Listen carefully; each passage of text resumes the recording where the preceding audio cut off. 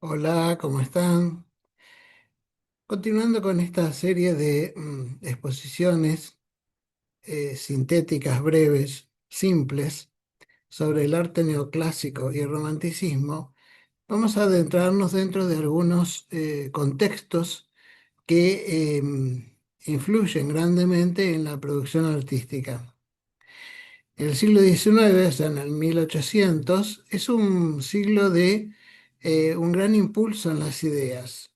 Esto es consecuencia de algunos factores que provienen del siglo XVIII, como por ejemplo la Revolución Francesa, que luego del periodo del terror y la organización de la nueva estructura política, permitirá acceder al poder a Napoleón Bonaparte.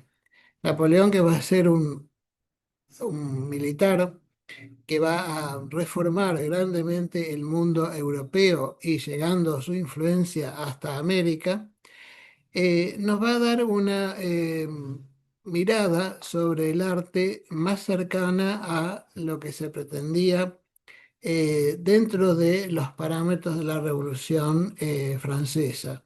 O sea, mayor sobriedad, mayor laicismo y una instancia que permite fomentar también las artes es que el eje del poder económico va a pasar desde la nobleza hacia el nuevo estamento social económico que se dio en llamar la burguesía.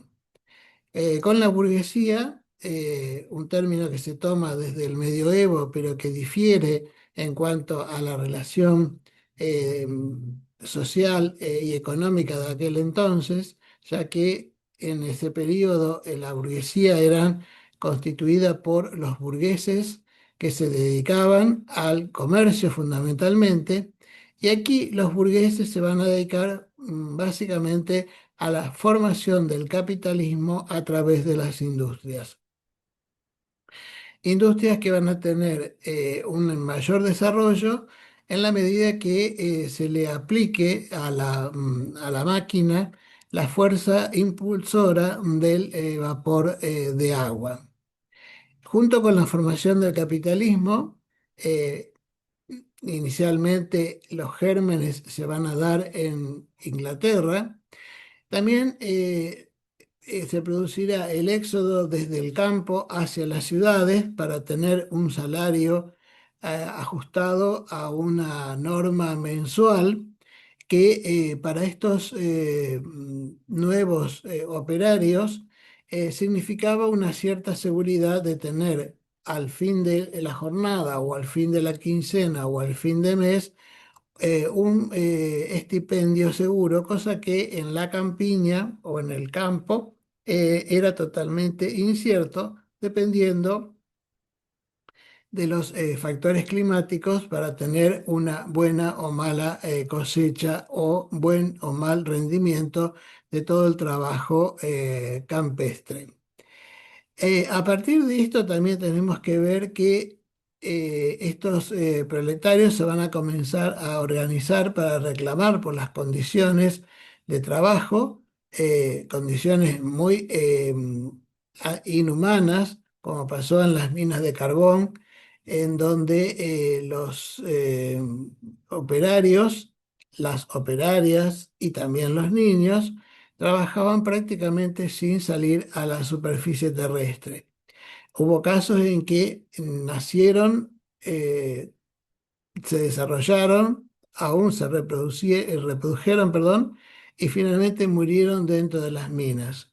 Ante estas condiciones bastante o realmente muy paupérrimas, eh, surgen los primeros movimientos de agrupamiento para los operarios.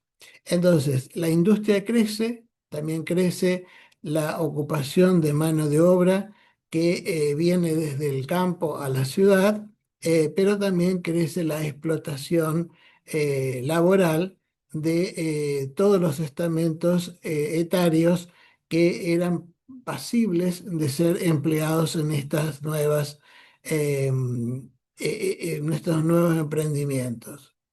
También tenemos que considerar que en el siglo XIX se produjeron una mayor expansión de lo que llamamos hoy la ciencia, que tuvo representantes muy notables en el siglo XVIII y que a partir de allí dieron como resultado el crecimiento científico que finalmente va a producir personalidades tan elocuentes como Einstein y otras en el siglo ya en el siglo XX. Pero en el siglo XVIII, para tener una idea, se sentaron las bases de la física moderna con Newton, famoso por su ley de gravitación universal. Franklin, en el territorio de lo que hoy es Estados Unidos, estableció los principios de la electricidad, que tanto va a modificar la vida humana a partir del siglo XIX y más fundamentalmente a partir del siglo XX.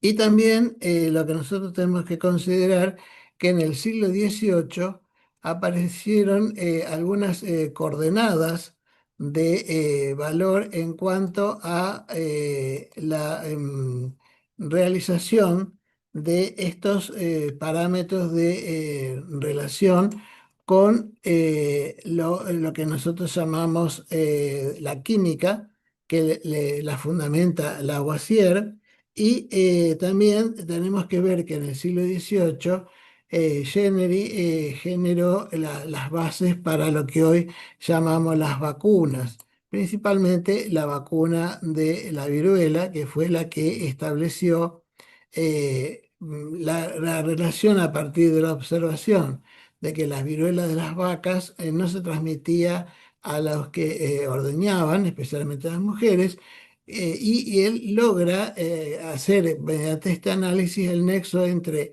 lo que podía ser la inmunidad por el contacto con el virus de la viruela de las vacas y a partir de allí desarrollar lo que hoy conocemos como la vacuna que tanto bien ha hecho a la humanidad, sobre todo en algunos casos, como en el siglo XX, con la epidemia de la poliomielitis. En el siglo XIX también tenemos que ver que la ciencia da otros pasos en pos de interpretar el mundo material y la evolución del mundo, sobre todo con Darwin, que establece la teoría de que los seres humanos provienen desde la rama de los monos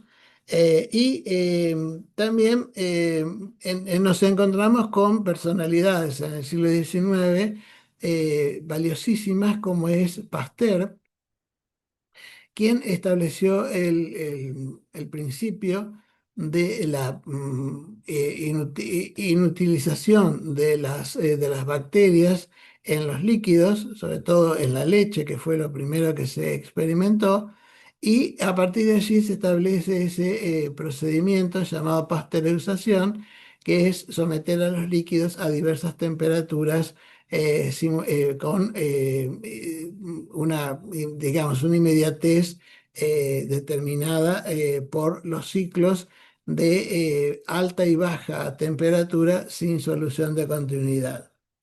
Y dentro de las variables que tuvo la ciencia en el siglo XIX, nos vamos a encontrar con Röntgen, quien logró establecer los llamados rayos X, que permitió a partir de esto ver con mayor precisión todo lo que es la estructura ósea del cuerpo humano.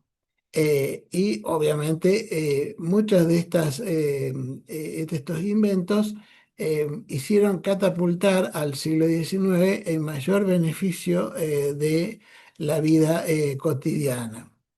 Napoleón Bonaparte es un fenómeno también que tendríamos que tomar una exposición especial para él porque es una personalidad que ha dominado y todavía hoy domina en algunos aspectos a la historia de la humanidad occidental. ¿Y qué sucedía con el arte? Bueno, en el arte, para formar artistas, se apeló a la idea oficial de las academias. Las academias se fundaron en el siglo XVIII. La primera academia europea es la Real Academia de San Fernando en España, y así van a ir surgiendo las distintas organizaciones que, casi al modo de los gremios medievales, van a establecer las pautas para que el arte sea lo más puro y legítimo posible. Desde allí, desde las academias, se va a determinar qué era lo que estaba bien y qué era lo que no estaba mal. Y las academias llevaron a que la formación del artista tenga un fundamento importante en reproducir las formas que venían desde la antigüedad clásica, o sea, griega y romana. Pero para esa copia o esa inspiración casi aferrada a la copia como si fuera del natural, se apeló a los calcos que se hacían en yeso de las esculturas que se fueron descubriendo con la arqueología. Cuando Roma y Florencia perdieron la gravitación de sus centros culturales para todo el mundo, y Roma especialmente se transforma en el centro de la arqueología. Roma, Pompeya y Herculano eh, introdujeron en el mundo artístico innumerables piezas, sea esculturas, sea también en arquitectura, que fueron consideradas como arte puro, arte sublime, y que tuvieron en el neoclasicismo una interpretación muy propia de la época, que ya no fue la reinterpretación del Renacimiento que generó un nuevo arte. Aquí casi con digamos, con la licencia de decirles que es casi una copia de la antigüedad. Digo que es casi una copia por los intentos de idealizar una antigüedad que distaba mucho de ser así en lo que era fuera de las artes. También las academias, para hacerlo más científico, si vale el término, el aprendizaje de los artistas, introdujeron el dictado de cursos de anatomía, de perspectiva y de geometría. O sea, nada estaba librado al azar, y ellos mismos determinaban qué era lo que se debía hacer para estar de acuerdo con esta modalidad más racional del arte. De este modo va a surgir no solamente las academias, sino que también van a surgir los estudios en donde los artistas van a desarrollar su labor, y cuando un artista llegue a a tener un reconocimiento, va a ser su estudio un lugar de reunión y de intercambio de opiniones entre los artistas de ese medio. O sea, y un artista reconocido debía ingresar a la academia para enseñar y para perfeccionar a los alumnos que estén en los niveles más avanzados. O sea, aquí hay como una rígida disciplina en función de proporcionar al artista las herramientas adecuadas para producir un buen arte. Desde allí es que nosotros podemos comprender por qué todavía en la actualidad se habla de, sobre todo en los niveles más inferiores en la infancia, inferior digamos en edad, si dibuja bien o dibuja mal. Ese es un concepto que viene de la academia.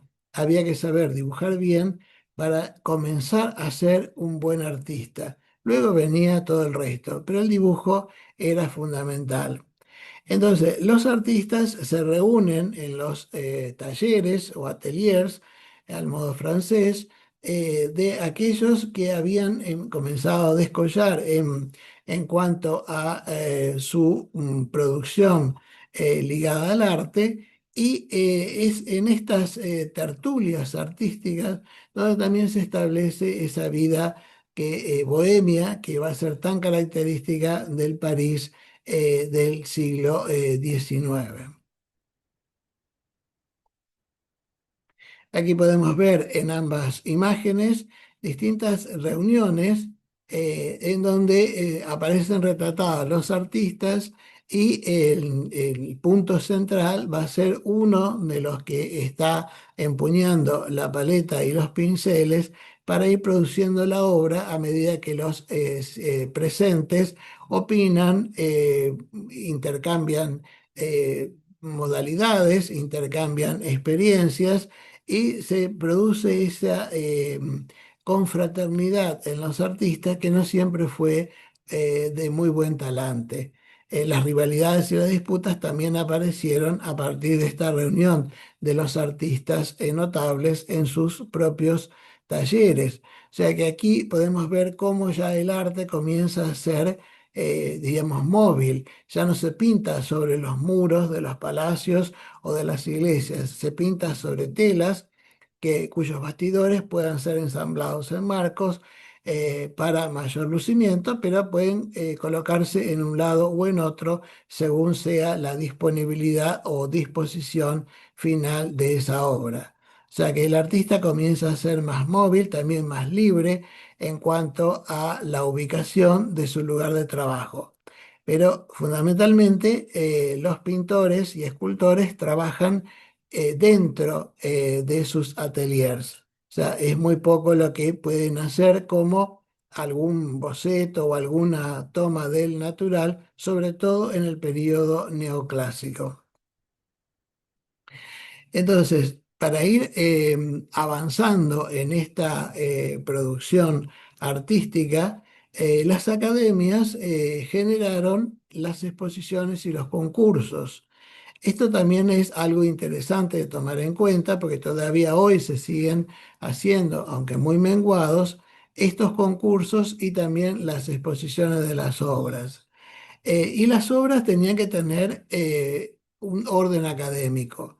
Si ese orden académico no estaba mostrado fehacientemente en cada uno de los ejemplos presentados por los artistas eran rechazados. Esto ya nos da una idea para después ver por qué el impresionismo comienza a tener mayor difusión eh, a nivel, digamos, popular por el llamado Salón de los Rechazados. O sea, la academia rechazó las primeras obras que hoy llamamos impresionistas y finalmente se expusieron en un salón que de una forma muy confrontativa se llamó de los rechazados. Entonces, el arte neoclásico o las obras neoclásicas son bastante rígidas, poco originales, porque tratan de hacer como una suerte de copia de los modelos antiguos y estereotipadas porque reflejan básicamente una idea antes que una percepción de la realidad.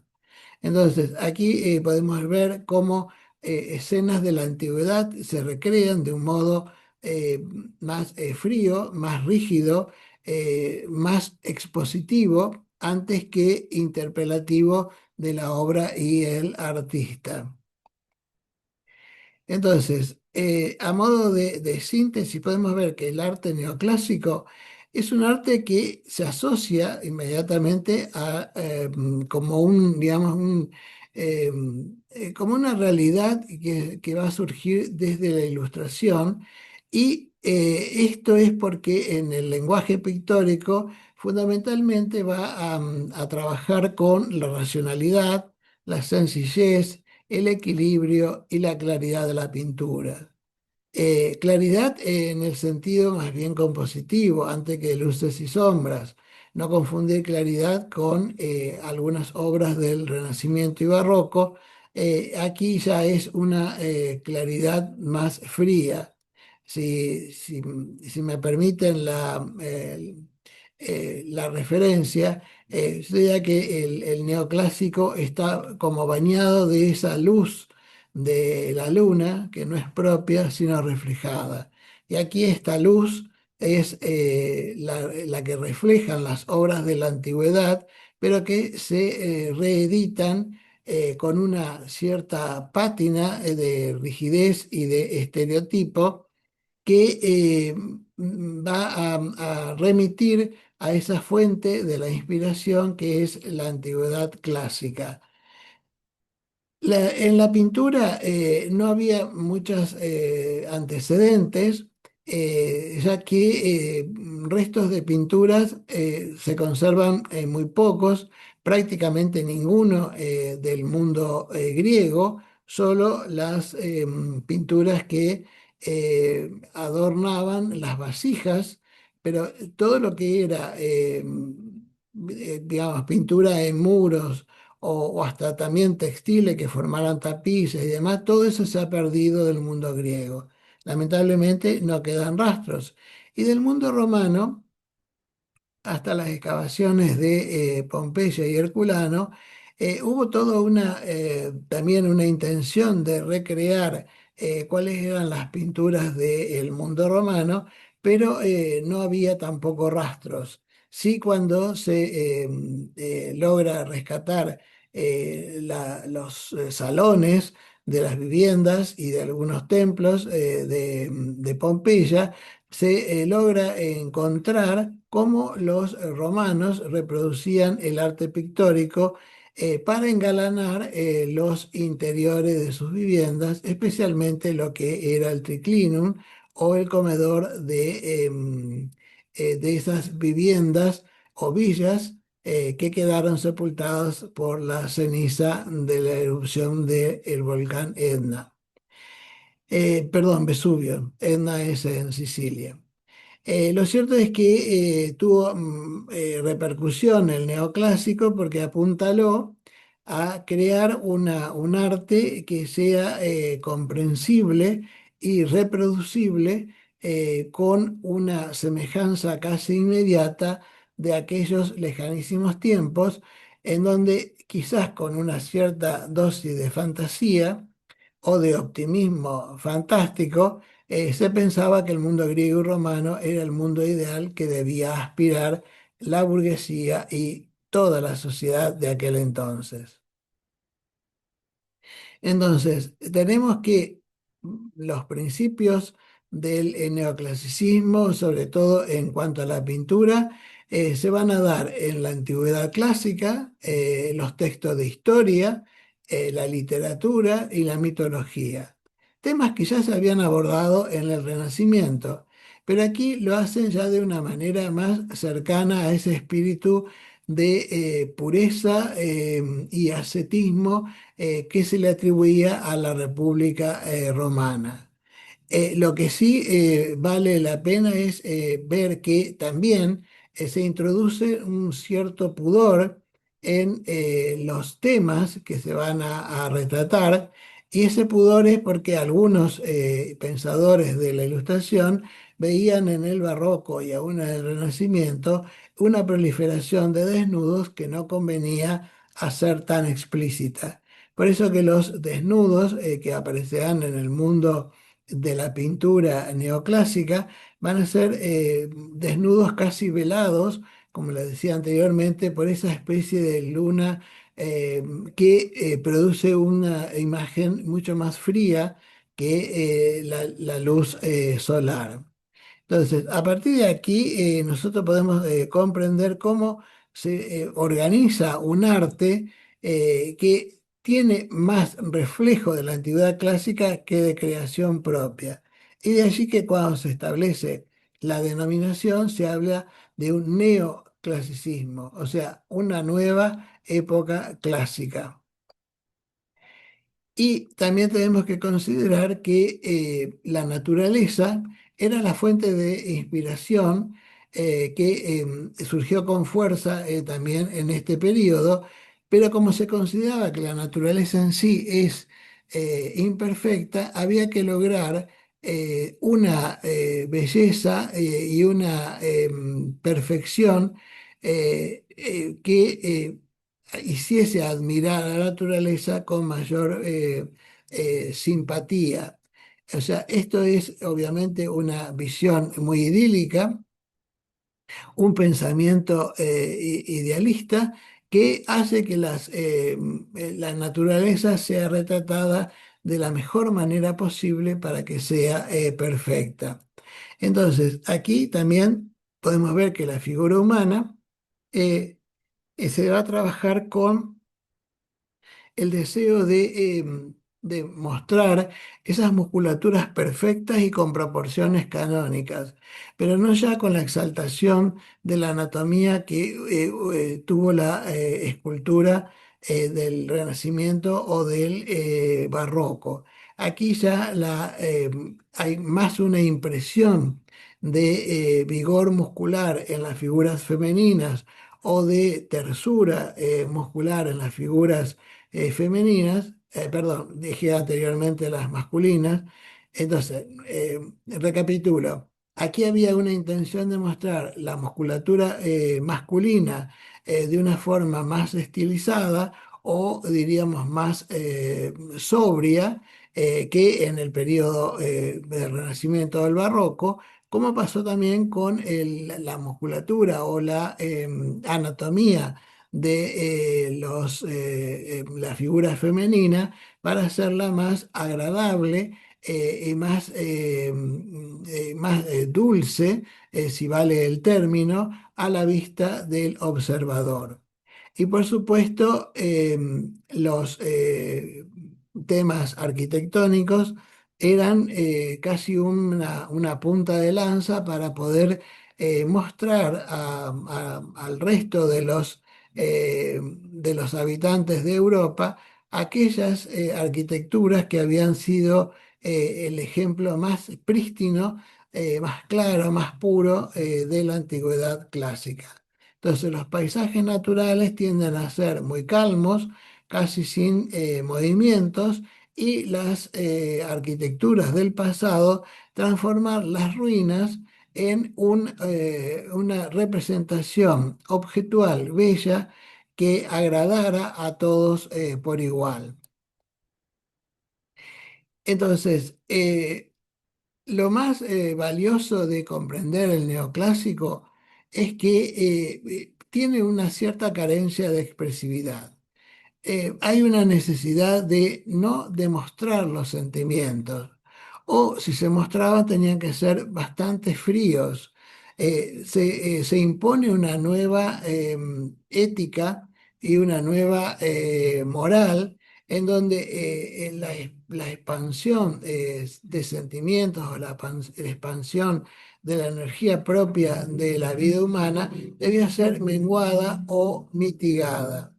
Entonces, a partir de esto, lo que nosotros tenemos es que van a trabajar con una idea de una cierta grandilocuencia, pero una grandilocuencia muy apegada a términos casi imperiales de los que proporcionó Napoleón en su orientación a toda la vida francesa y por ende europea y generalmente tratar de que los mensajes sean trascendentes a lo que se establecía en la escena.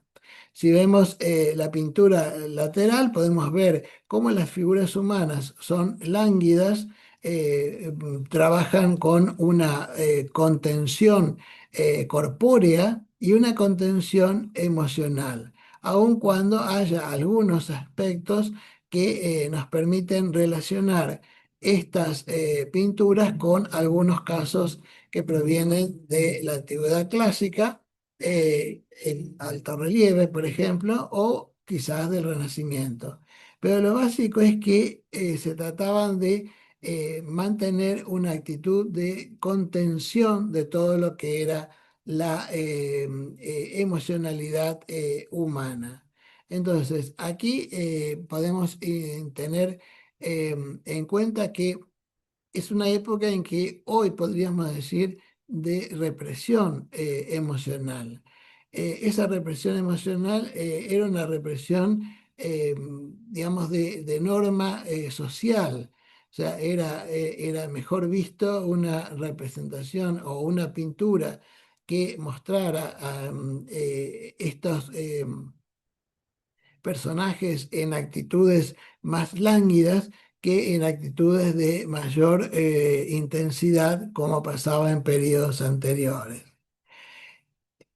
Bueno, por hoy quiero dejar en este punto, ya que se va haciendo muy prolongado la exposición, porque son muchos temas pequeños, grandes en el momento de la explicación. Pido disculpas por algún furcio que he tenido en la dinámica de la exposición y les agradezco que puedan visualizar estas imágenes, aportar algún comentario, que siempre son enriquecedores, y por supuesto, en la medida de lo que le resulte de interés, suscribirse para obtener las primeras impresiones en el momento que se publique el video. Con todo gusto, me despido hasta la próxima, que en breve tiempo ya estará disponible para todos. Muchas gracias y hasta pronto.